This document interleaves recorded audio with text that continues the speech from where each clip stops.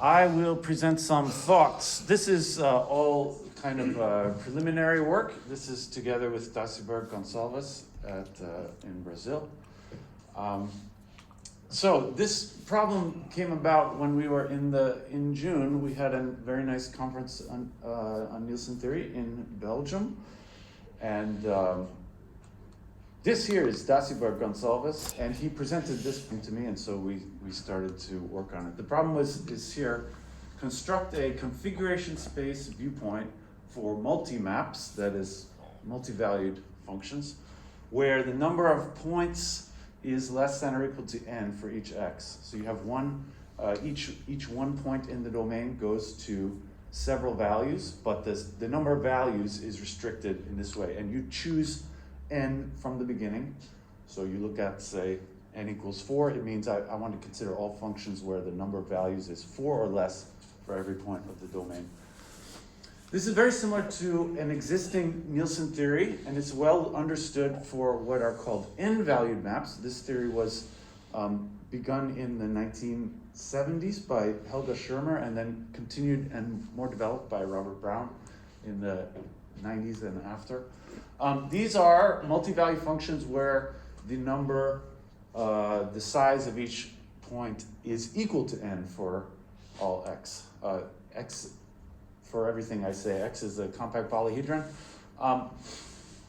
So this is a 3-valued map of the circle. Most of the examples I'm going to show today are about maps on the circle, which I am going to draw out as the interval, but the ends are glued together, which is why. So this line goes up here, and then when it goes off, it comes back on this side, like Pac-Man. It goes up here and goes back here. This is 3-valued because every 1 point down here has three y values. All right. And when I say n-valued map, I mean exactly n values. So this has exactly 3 every time, never less or more than 3. All right. And the Nielsen theory works very well for these. If you want to consider fixed points of such a function, the fixed point is defined this way: point x, such that x is an element of f of x. And just like in ordinary fixed point theory, you may consider the fixed points as the intersections with this diagonal submanifold, or whatever you want to call it. And so right here, this 3-valued function has one fixed point. You see this one fixed point, and nearby this one fixed point, it is just a single-valued map. All right? Because this is exactly 3 values every time, it means these curves do not intersect with one another. And so whenever you see a fixed point, you can only look locally, and it looks like a single-valued fixed point. And so you define the fixed point index in the usual way.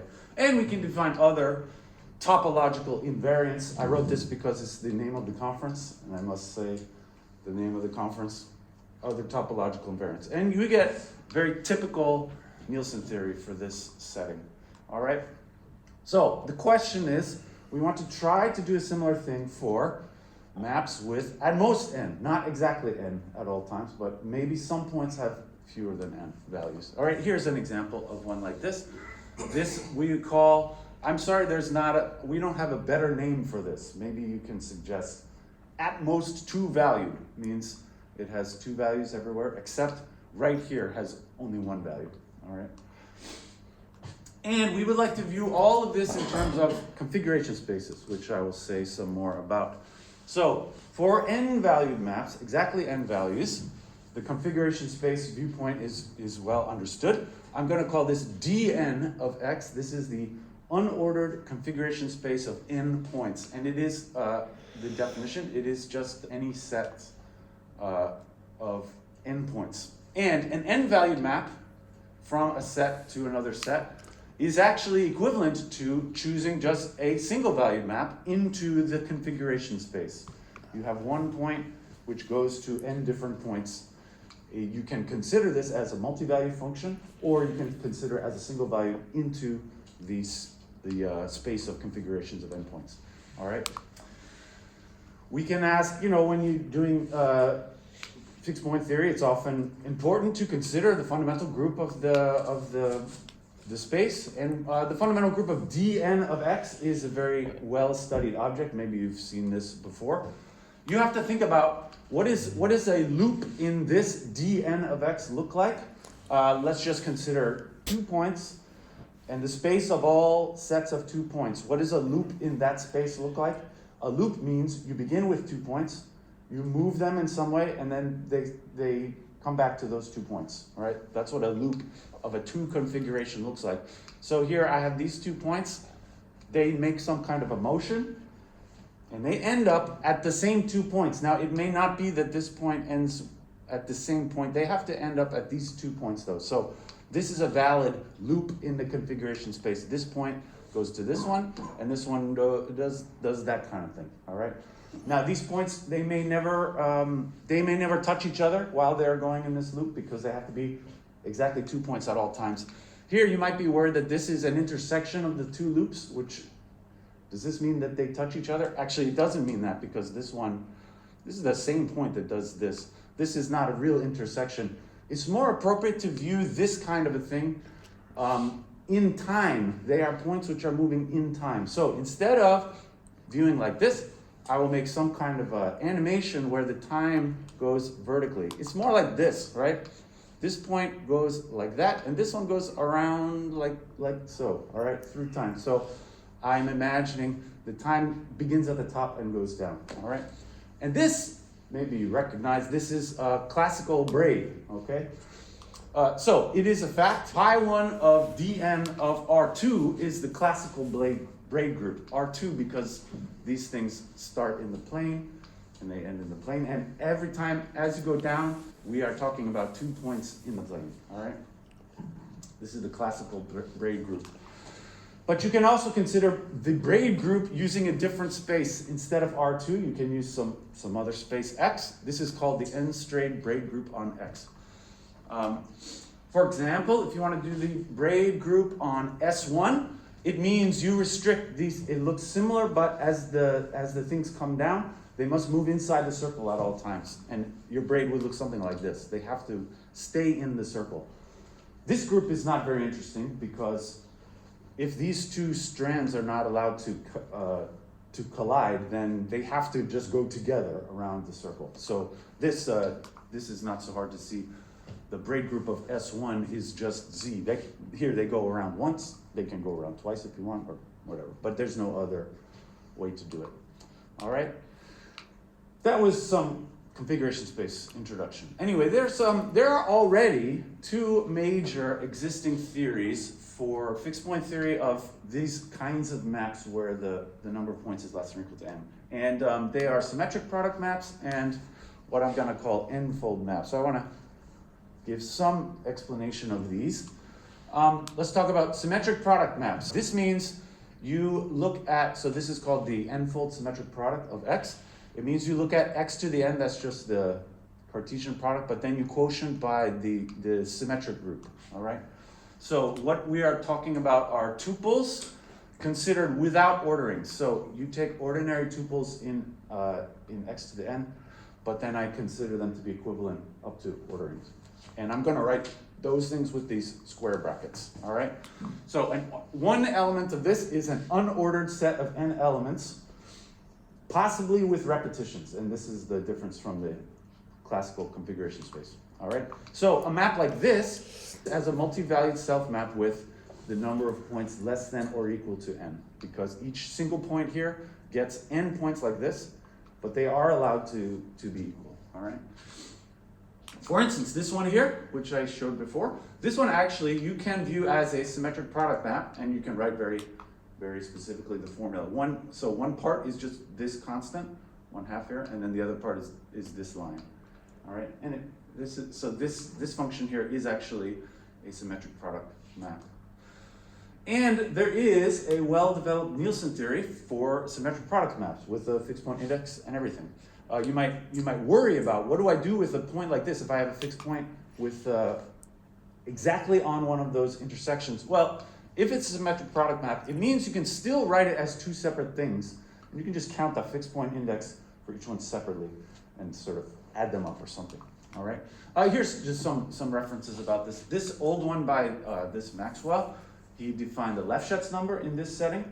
And then later on, so this one defines the fixed point index and the the Nielsen fixed point classes for ANRs, and then this one extended to ENRs. And I think this was the last paper about this. After that, it was completely forgotten, as far as I can tell. There were many papers about the n-value Nielsen theory by Robert Brown, and he never referenced any of these. I think he didn't know about them. Anyway, these maps, symmetric product maps, are a nice class of maps which model this at most n-valued. But if this was the end of the story, then I wouldn't have much to say. It turns out, actually, not every at most n value can be represented by a symmetric product map. So there are some, actually, that still do not fall under this type of function. Here is a strange one. It looks like this. This is at most 3 valued. Most of the time there are 3 values, but right in the middle you can see there are 2 values, all right? But this function here cannot be realized as a symmetric product map with 3 values. And the reason is because if you look at the 3 values here, look at the point in the middle, right? There are 2 values, but as you approach this point from the left side, what are the 3 values? One is 0, and then these 2 are like 1, right? But on the other side, one is 1 and the other 2 are 0. So this is what I say in here. In this case, from the left side, it seems, if this is going to be continuous, it seems like the value in the middle should be 0, 1, 1. But from the right side, the value should be 0, 0, 1. And so this cannot be made continuous in the middle, all right? So this is a map which falls outside of the category that was considered by those 3 papers, all right? So there are at most n-value maps which cannot be realized by symmetric product maps. So we still have something new to discuss, all right?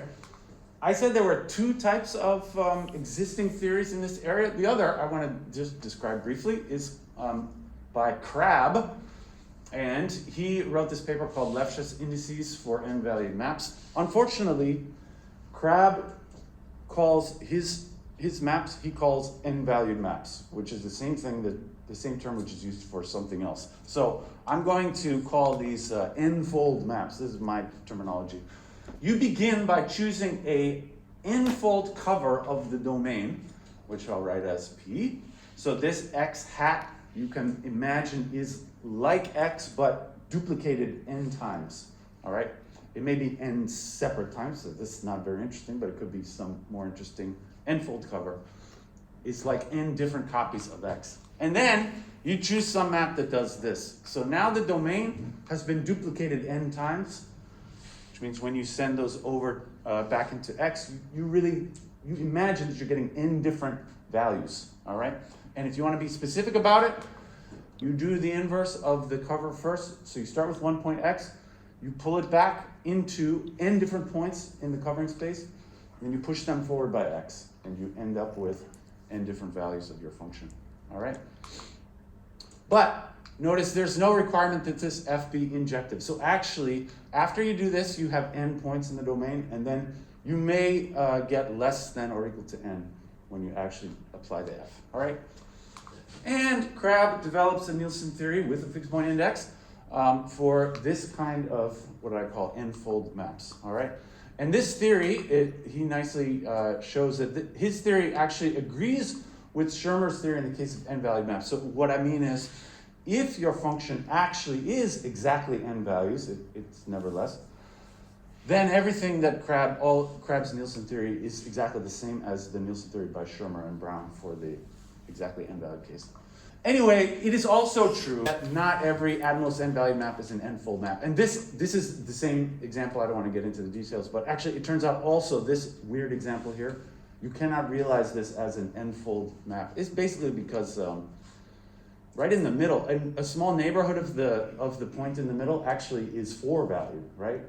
At this point in the middle, it's only 2 valued. But if you consider a neighborhood at this point, you need 4 values, which means you can't achieve this using a 3-fold cover. You need a 4-fold cover, all right? One point has 4 values locally.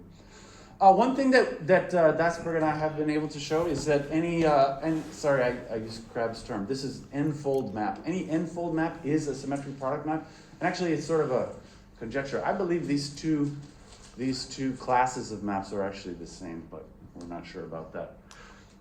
All right. So Symmetric product maps and these Enfold maps do not precisely model what we want to look at. Really what we do want, which is, from a configuration space point of view, I'm going to call Cn of x is the space of subsets having cardinality n or less. And this is the configuration space that we really want to look at.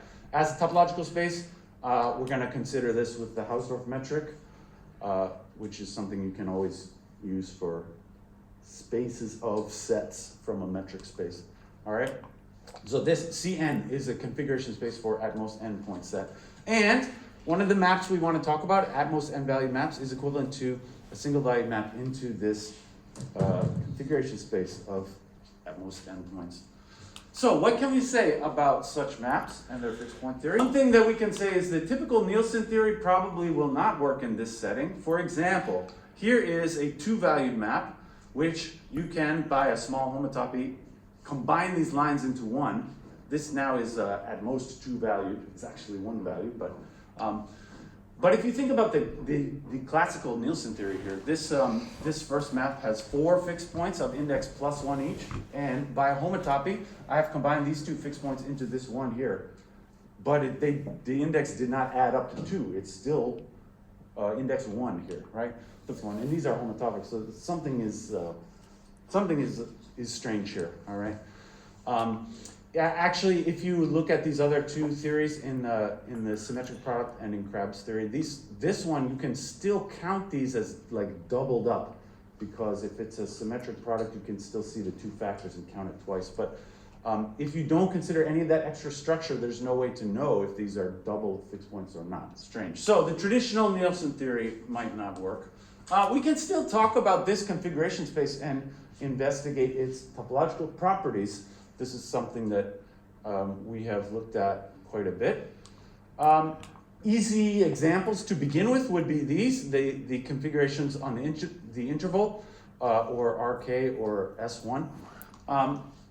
It turns out that this is not all that interesting. If you consider only configurations on the interval, but you allow the points to combine, then actually any set of points on the interval can be sort of uniformly contracted down to the point in the middle. If you don't worry about them colliding with one another, then you can do whatever you want. So this works for the closed interval, the open interval, it doesn't matter. And actually, it works for any RK. If you have any set of endpoints in RK, you can just contract them down to the origin, no problem. So this Cn of RK is much simpler than Dn of RK. Remember, this one for k equals 2 gives you the braid groups in terms of what kinds of loops can exist in there, but there's nothing interesting. Yeah, this is what I said. This is the classical braid group, but in here, it's like the braid, if you think of this from a braid's point of view, if you allow the strands to pass through each other, then there's nothing interesting to talk about with the braids. Then every braid can be unwound, so everything becomes trivial. If I have 2 things which are homotopy equivalent, then the 2 configuration spaces are homotopy equivalent. This is not true for Dn, but it is true for this Cn. And so that means if the x you start with is contractible, then this configuration space is also going to be contractible. All right? So that means of my sort of easy examples to start with, this is the only one that might be interesting, Cn of S1. Construct this fairly easily as a cell complex. This would be viewing this as the interval with endpoints identified. This would be all sets of 2 points in the interval with endpoints identified. So they're either sets that look like this, or maybe only 1 point. And you can model this as, if you assume the first point is less than the second point, it's this sort of 2-dimensional thing. And the points along the left side all look like 0, x2, and the points along the top side all look like x1, 1. And since 0 is identified with 1, those 2 edges should be identified in this picture. And so actually we get something like this. This is a model of this configuration space. It has 1 vertex, 2 edges, and one 2-cell. And this is a Mobius span if you try to make this in real life. Well, you can't exactly up here, but it has the same cell structure as a Mobius span. All right, so it's not completely trivial. That means that there's a non-trivial loop in here, which we can visualize as a braid in which the strands can touch. You might think about, I'm not a huge expert in braid theory, but is there some kind of braid theory already about braids where maybe the strands can touch one another? There's something called the welded braid groups, where the group includes something like this, and also something like this, and also one where this is a welded braid. They are stuck together, all right? And then they have some kind of usual braid relations on those things. But this is not actually what we want. In our case, we want the strands to pass through one another. It means in our situation, actually, these are all the same, because this one, where the crossing is in front, is the same as when the crossing is in back, because you can just move them through. And it's the same when they touch exactly. And it's also the same as this, because this one, where they are touching here, you could just like cut this apart and pull it apart, right? So there are no interesting braids. I see he's moving closer. I'm almost finished. So anyway, this pi1, this should be C. The braid type group we're talking about will be very different from the classical braid groups. But we can still visualize these things like braids. So this is like a braid in S1, but it allows some collisions. And it turns out this is not trivial in this group. You can't move it around to unwind the braid. This cannot be unwound in pi1 of C2 with 2 strands, all right? What about with 3 strands? Maybe I'll speed up a little. You can do a similar kind of cell complex construction here. It turns out, if you look at the details, this one is trivial. With 3 strands, the fundamental group of this actually is trivial. And actually, I believe that this will be trivial for any more than 3 strands also. This is not so hard to check on a computer. This kind of cell construction, you can make algorithms to do this for you, and it's not so hard to check. An interesting consequence of this, and maybe I will finish with this. This one, with only 2 strands, is not trivial. It has that one that I showed before. But if you use 3 strands, everything can unwind. So what that means is, this one here, considered only with 2 strands, cannot be unwound. But if we allow 3 strands during the homotopy, so while you are winding this, if you allow to make 3 strands sometimes, then actually you can unwind it entirely. And here's how you do it. Begin with this, and now change to this. So this one, if you call this A, what I have here is A followed by A followed by A inverse. So these are the same as one another. You go around, then around again, but now around backwards, all right? And then move to the left and just join it right here. This is still using only 2 values at all times. The next step is the trick. We pull this thing off a little bit to this. And now at this stage, you can see like right here, there are actually 3 values. And also right here, I'm using 3 values. But now that this is allowed, I'm going to take all these 3 things and wind them back around the back, like so, and then you can bring it all the way back to here, and eventually like that. So, if we are allowed 3 strands, we can do this, what I just did. But with only 2, you can't do it. It's very strange to me. It seems pretty powerful. Maybe you can do anything if you're allowed to use 3 strands. So it may be true that these are always trivial when n is greater than 2. I'm not sure. We can also compute the homology groups, but maybe I won't say anything about that. Still working on it. All right, that's all. Thank you. Thank you very much for an interesting talk. Questions, comments?